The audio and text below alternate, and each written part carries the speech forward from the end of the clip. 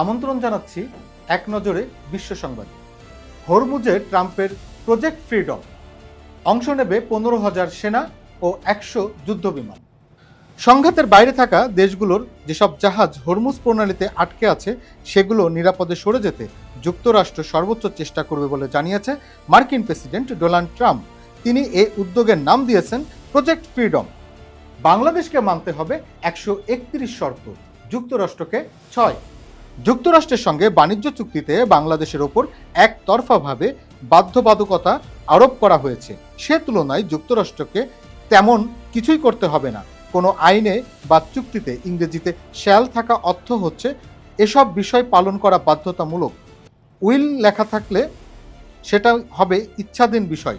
32 পৃষ্ঠার এই চুক্তিতে শ্যাল কথাটি আছে মোট 179 বার, উইল 3 বার। এর মধ্যে বাংলাদেশ শ্যাল এসেছে 131 বার আর ইউএস শ্যাল আছে মাত্র 6 বার।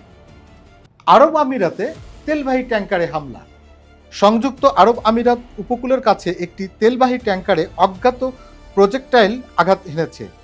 ব্রিটিশ একটি সামুদ্রিক সংস্থা সোমবার এ তথ্য জানিয়েছে।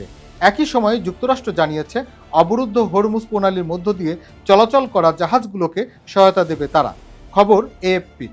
সিঙ্গাপুর ও নিউজিল্যান্ডের মধ্যে সংকটকালীন খাদ্য ও জ্বালানি সরবরাহ নিরাপত্তা চুক্তি স্বাক্ষর। যে কোনো সংকটে খাদ্য, জ্বালানি ও জরুরি পণ্যের সরবরাহ বন্ধ হবে না। এই অঙ্গীকারে সিঙ্গাপুর ও নিউজিল্যান্ড 4 মে একটি বাধ্যতামূলক চুক্তি স্বাক্ষর করেছে। এবারে একটু অন্য খবর। স্বামী বদলের জন্য 2 বোন হাইকোর্টে আবেদন জানিয়েছে। ভারতের মধ্যপ্রদেশে এক ব্যতিক্রমধর্মী পারিবারিক বিরোধ আদালত পর্যন্ত গড়িয়েছে, যা ঘিরে সৃষ্টি হয়েছে ব্যাপক চাঞ্চল্য। 2 আপন বোন তাদের স্বামীদের অদলবদল করার জন্য আদালতের দ্বারস্থ হয়েছেন, হাইকোর্টে করেছেন আবেদন।